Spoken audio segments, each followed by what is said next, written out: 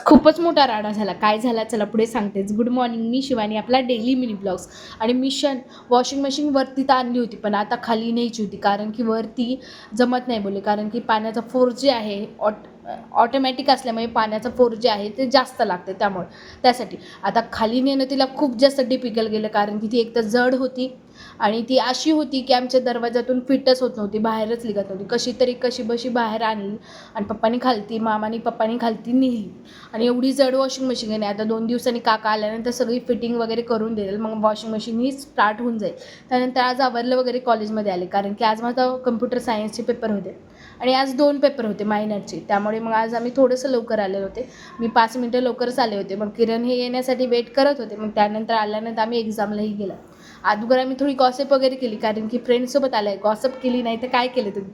आणि आम्ही एक्झामच्या अगोदर एवढी गॉसिप केली. त्यानंतर एक्झाम आमची थोडीशी लेट सुटली, कारण की आज 2 असल्यामुळे पेपर. त्यानंतर आज खूप दिवसानंतर माझं पार्सलही आलं. भेटूया नवीन एका माझ्या ब्लॉगसाठी. बाय.